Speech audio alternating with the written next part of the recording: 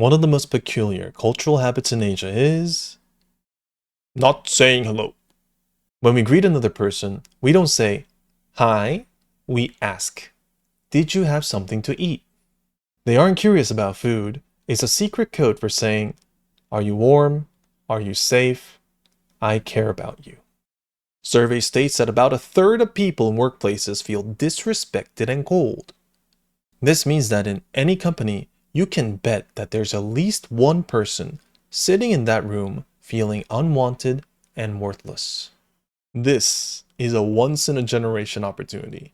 You can be the person people feel safe around, earning their trust and admiration. This video shows the one habit you need to gain while giving your kindness for respect, influence, and value, instead of going unnoticed, which will be explained at the end of the video.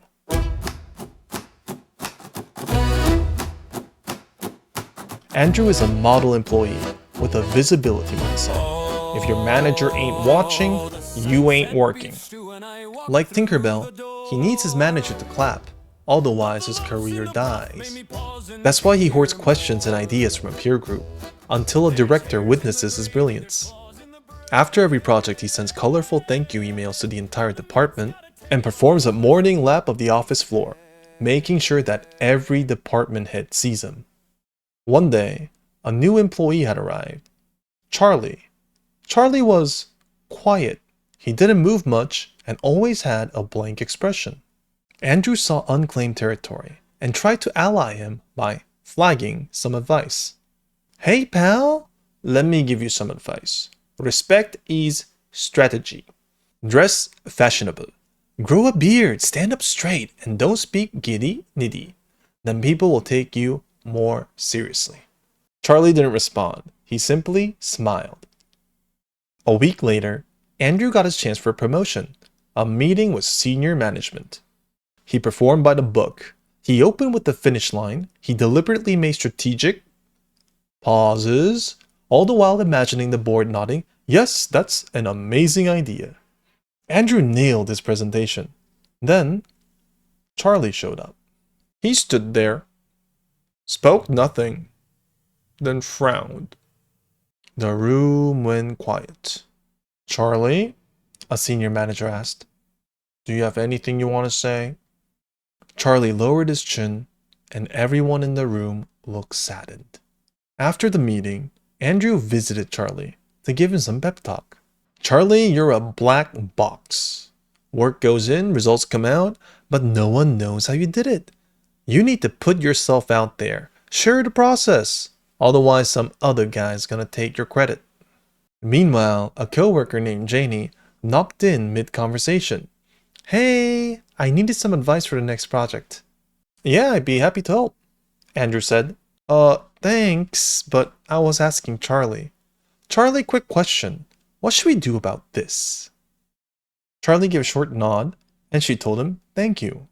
Andrew was slightly confused. Andrew spent his entire day writing emails to senior managers, using gratitude as a marketing strategy. As he was finally finished, he stretched back and noticed the entire team cuddled around Charlie's desk. What's going on over there? Andrew thought. He shook his head and turned back to the monitor. He had a career to build. The following Monday, the team was called for an emergency announcement. The promotion had been decided. Andrew smoothed his tie with a sharp grin, certain his efforts had paid off. The senior director came down himself and shook hands with everyone, including Andrew, then faced the team.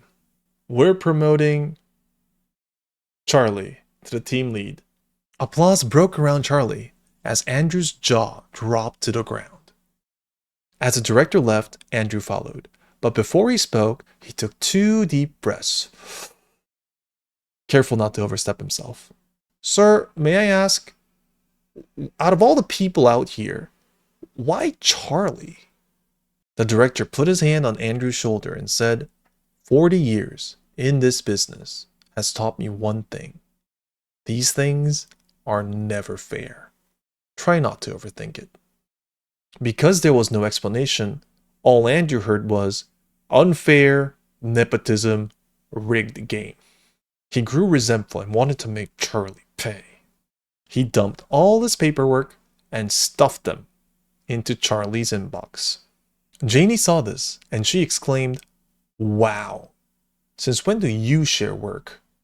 "Guess that's why they made him team lead." Andrew scoffed. Charlie approached the desk and collapsed in front of the paperwork. Andrew smirked, but Charlie rose and stepped in front of him. He picked up a band-aid and put it on Charlie's fingers. It was cut from moving all that paperwork. That's when Andrew had a revelation. Charlie is a black box, someone who spends his entire time watching and observing others.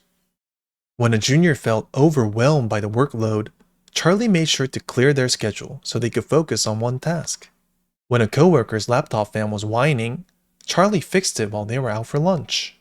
And when his seniors went into meetings, Charlie only frowned because they felt relief knowing employees had it just as hard as they did. Andrew was busy focusing on his performance, whereas Charlie was busy focusing on the performance of others.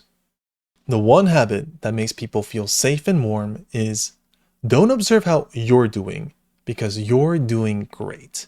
Observe how others are doing because people will always be struggling.